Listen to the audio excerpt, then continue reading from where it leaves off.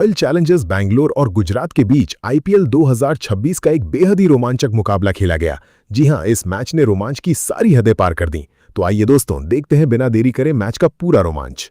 दोस्तों, मैच का टॉस जीतकर गुजरात के कप्तान शुभमन गिल पहले गेंदबाजी करने का फैसला करते हैं, जिसके बाद आरसीबी की ओर से रन मशीन विराट कोहली और युवा जेकब बेथेल मैदान पर उतरते हैं। तो वहीं गुजरात की तरफ से पहला ओवर लेकर आए भारत के मियां मैजिक मोहम्मद सिराज ने पहली ही गेंद से अपने खूंखार इरादे साफ कर दिए। ऑफ स्टंप के बाहर हल्की सी मूवमेंट के साथ तेज गेंद और युवा बेथेल उसे छेड़ने की कोशिश में पूरी तरह से नाकाम हो गए। अगली कुछ गेंदों पर भी सिराज ने एक विश्व स्तरीय लाइन और लेंथ रखी। बेथेल ने 1-2 रन चुराकर दबाव कम करने की कोशिश जरूर की, लेकिन सिराज उन पर हावी दिख रहे थे।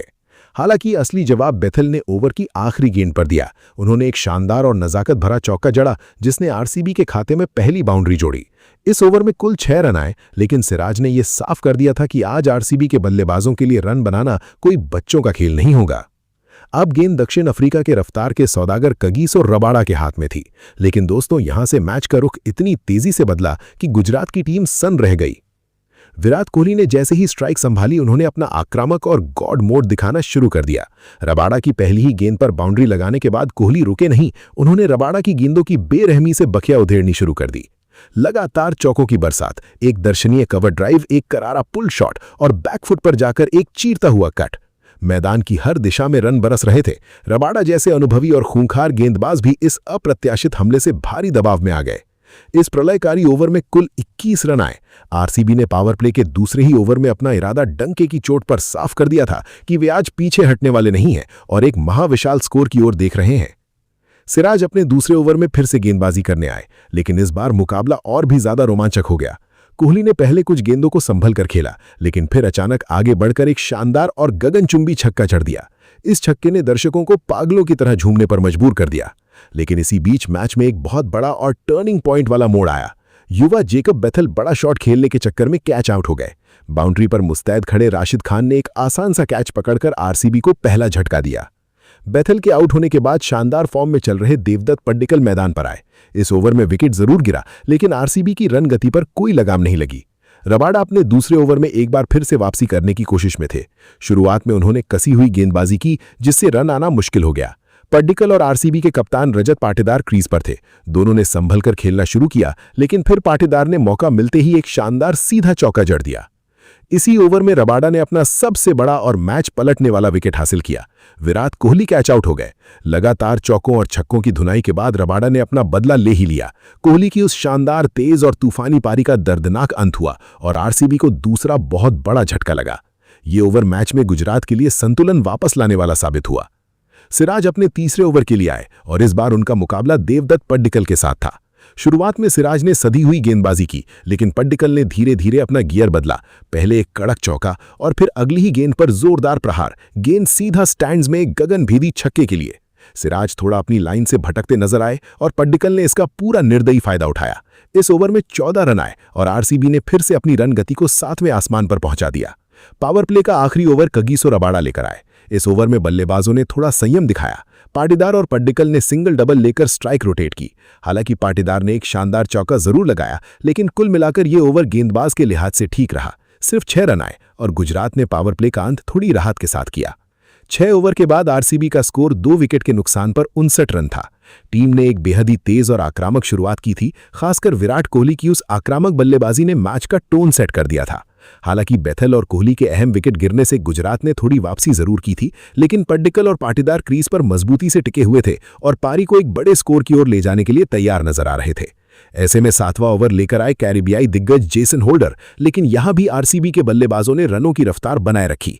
पड्डिकल ने ओवर की शुरुआत ही एक शानदार चीरते हुए चौके से की, फिर अगली गेंद पर एक और कड़क बाउंड्री चढ़ दी। पाटीदार ने भी समझदारी दिखाते हुए स्ट्राइक रोटेट की। होल्डर ने अपनी लाइन बदलने की कोशिश जरूर की, लेकिन बल्लेबाजों ने उन्हें पिच पर सेट होने नहीं दिया। इस ओवर में 12 रन आए और आरसीबी ने गुजरात पर दबाव बनाए रखा। 8वें ओवर में गेंद युवा तेज गेंदबाज अरशद खान के हाथ में आई और यहां मैच में फिर एक बहुत बड़ा ट्विस्ट देखने को मिला। ओवर की शुरुआत में ही कप्तान रजत पाटीदार ने एक शानदार छक्का जड़ा, जिससे लग रहा था कि वे आज एक लंबी और कप्तानी पारी खेलने वाले हैं। लेकिन अगली ही गेंदों में अरशद ने गजब की मानसिक मजबूती दिखाते हुए वापसी की और पाटीदार को आउट कर दिया। जेसन होल्डर ने बाउंड्री लाइन पर एक बेहतरीन कैच पकड़कर आरसीबी को तीसरा बड़ा झटका दिया।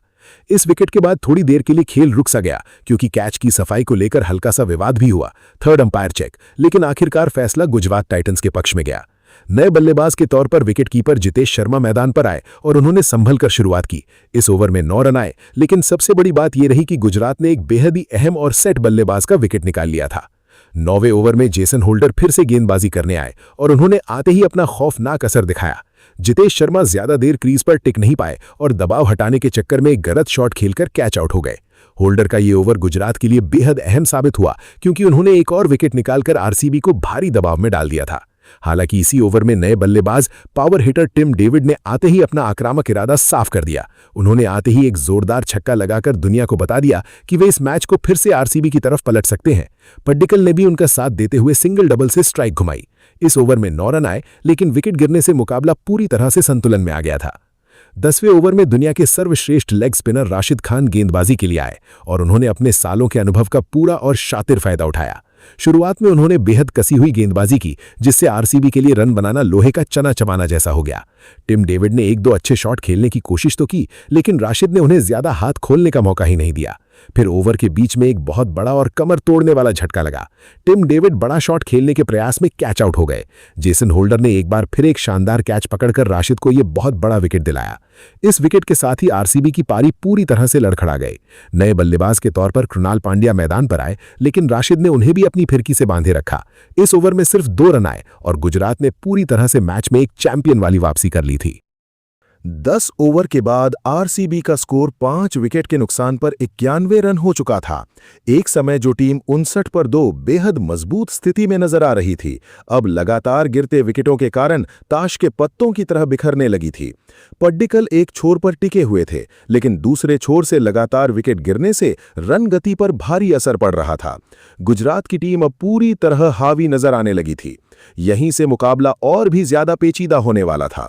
11वें ओवर में अरशद खान फिर से गेंदबाजी करने आए और इस बार उन्होंने आरसीबी को एक और बहुत बड़ा झटका दे दिया।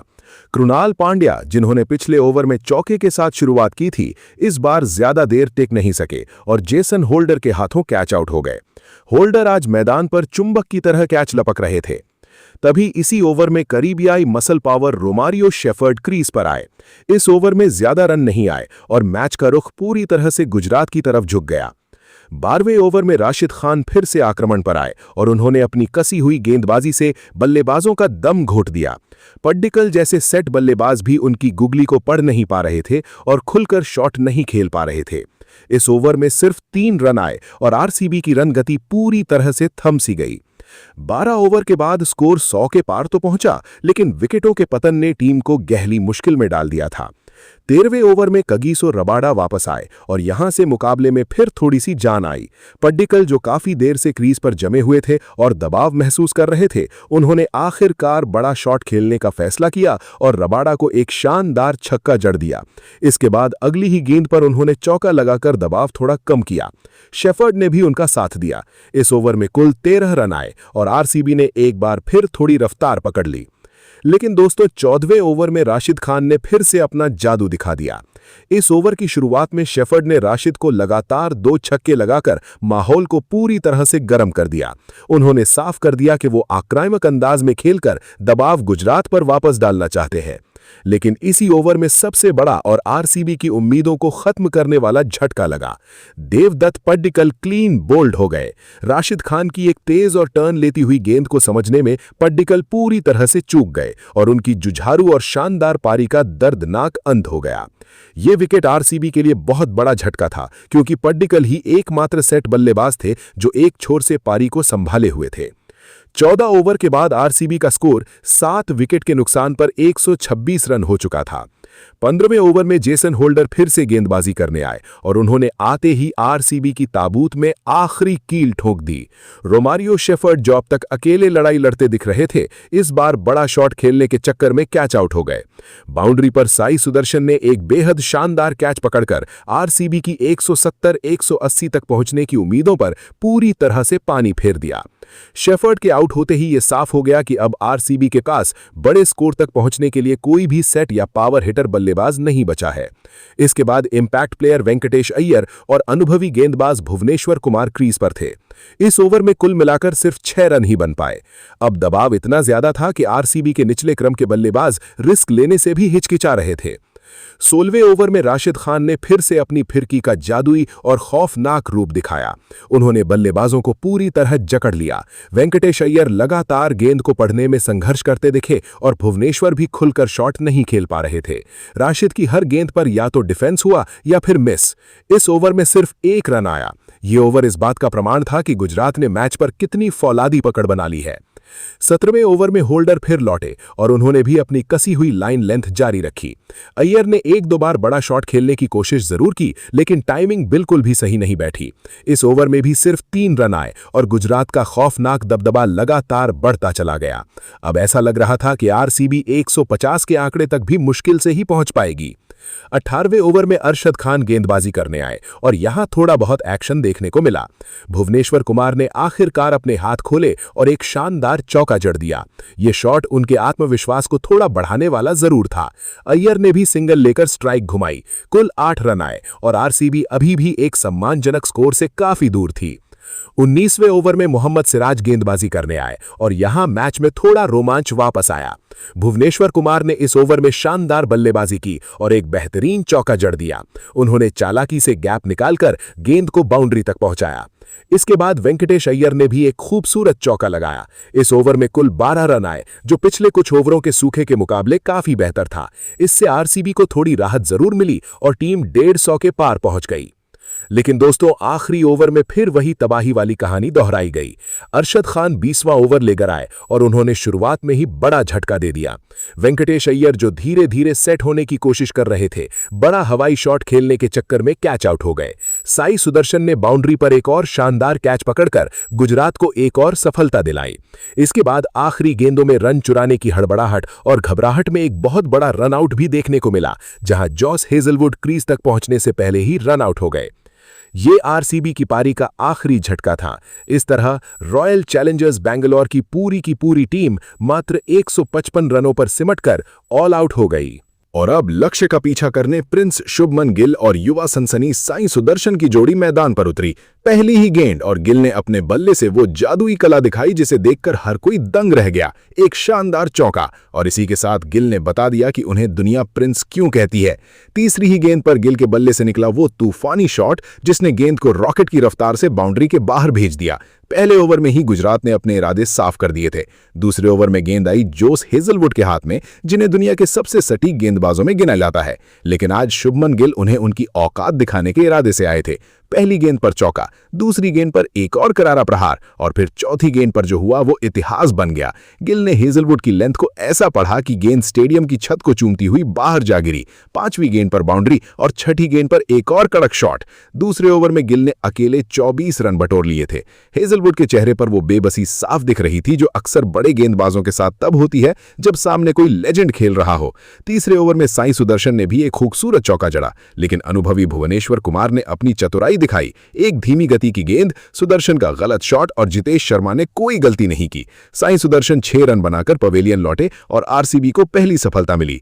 चौथे ओवर में जोस बटलर क्रीज पर आए और उन्होंने हेजलवुड का स्वागत एक आसमानी छक्के के साथ किया। बटलर का आना मतलब तबाही का नया नाम। लेकिन 5वें ओवर में भुवनेश्वर कुमार ने फिर से वो जादू किया जिसके लिए वो जाने जाते हैं। इस बार शिकार बने खुद कप्तान शुभमन गिल। विराट कोहली ने बाउंड्री पर एक अद्भुत कैच पकड़ा और गिल की 18 गेंदों में 43 रनों की वो तूफानी पारी खत्म हुई। पूरा अहमदाबाद एक पल के लिए सन्न रह गया।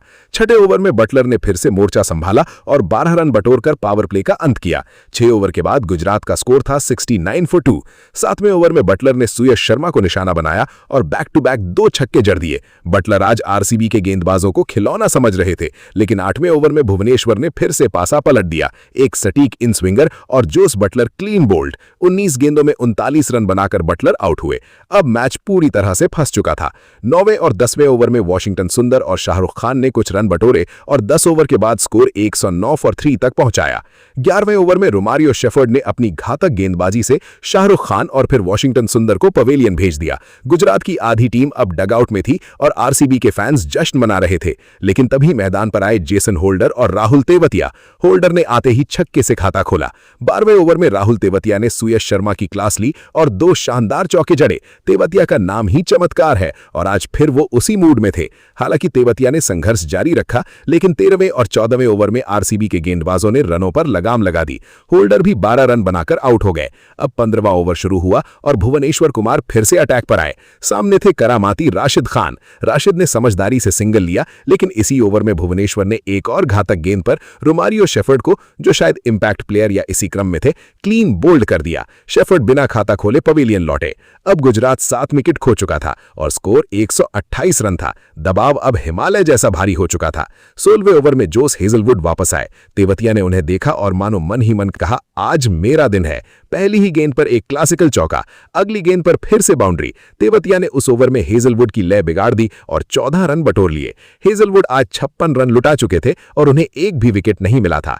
17वें ओवर में अरशद खान ने किफायती गेंदबाजी की और सिर्फ 7 रन दिए। अब स्कोर था 141 फॉर 7। जीत के लिए 3 ओवर में 15 रन चाहिए थे, हाथ में केवल 3 विकेट। 18वें ओवर में मोहम्मद सिराज आए। पहली ही गेंद पर राहुल तेवतिया ने एक ऐसा शॉट खेला कि 1.25 लाख दर्शकों का शोर आसमान फाड़ने लगा। चौका। सिराज ने इस ओवर में 12 रन लुटा दिए। अब समीकरण बिल्कुल साफ था। 2 ओवर में जीत के लिए मात्र 3 से 4 रन चाहिए थे। गुजरात की हवाओं में अब जीत की खुशबू घुल चुकी थी। 19वां ओवर सुयश शर्मा लेकर आए। राहुल तेवतिया ने एक और खूबसूरत बाउंड्री जड़ी और स्कोर को जीत की दहलीज पर पहुंचा दिया। राशिद खान, जिन्होंने पहली पारी में गेंद से कमाल किया था, अब बल्ले से भी अपनी टीम को मजबूती दे रहे थे। 1.25 लाख फैंस अपनी सीटों पर खड़े होकर तेवतिया तेवतिया चिल्ला रहे थे। आखिरी ओवर में जीत के लिए मात्र 2 रनों की जरूरत थी। सुयश शर्मा के हाथ में गेंद थी और स्ट्राइक पर थे राहुल तेवतिया। पहली ही गेंद तेवतिया ने बड़ी ही नजाकत से एक सिंगल लिया। स्कोर बराबर और अगली गेंद पर तेवतिया ने अपनी ताकत और फिनिशिंग क्लास दिखाते हुए एक शानदार शॉट खेला और जीत का रन पूरा कर लिया। गुजरात टाइटंस ने यह ऐतिहासिक मुकाबला 4 विकेट से जीत लिया। पूरे नरेंद्र मोदी स्टेडियम में जैसे पटाखों का सैलाब आ गया हो। तेवतिया एक बार फिर मैच फिनिशर बनकर उभरे। राशिद खान और तेवतिया की वो समझदारी भरी साझेदारी ने आरसीबी के जबड़े से जीत छीन ली थी। आरसीबी के गेंदबाजों ने, खासकर भुवनेश्वर कुमार ने बहुत कोशिश की, लेकिन हेजलवुड का महंगा पड़ना उन्हें भारी पड़ गया। तेवतिया ने साबित कर दिया कि क्यों उन्हें आईपीएल का सबसे बड़ा मिस्ट्री फिनिशर कहा जाता है। ये मैच हमेशा उन उतार चढ़ावों के लिए याद किया जाएगा जहां कभी गुजरात हावी थी तो कभी आरसीबी, लेकिन अंत में जीत उसी की हुई जिसने दबाव के क्षणों में अपने संयम को नहीं खोया। अहमदाबाद की ये रात अब और भी जवान हो चुकी थी, क्योंकि गुजरात ने अपने घर में एक और विशाल फतेह हासिल कर ली थी। क्रिकेट के इस जुनून ने आज फिर बता दिया कि यह खेल अनिश्चितताओं का है। यहाँ एक पल में आप राजा बन सकते हैं और अगले ही पल सब कुछ बदल सकता है। गुजरात के खिलाड़ियों ने एक दूसरे को गले लगा लिया। शुभमन गिल के चेहरे पर वो सुकून भरी मुस्कान थी जो एक कप्तान को अपनी टीम की ऐसी जीत के बाद मिलती है। आरसीबी के फैंस निराश जरूर थे, लेकिन उन्होंने भी इस महान खेल का पूरा लुत्फ उठाया। ये आईपीएल 2026 की वो रात थी जिसे आने वाले कई सालों तक यूट्यूब के आर्काइव्स में बार बार देखा जाएगा। हर गेंद, हर विकेट और हर बाउंड्री की एक अपनी कहानी थी और उस कहानी का हीरो आज राहुल तेवतिया था, जिसने हार के जबड़े से जीत को खींच निकाला। क्रिकेट का ये सफर यूं ही जारी रहेगा। नए नायक बनेंगे, पुराने रिकॉर्ड टूटेंगे।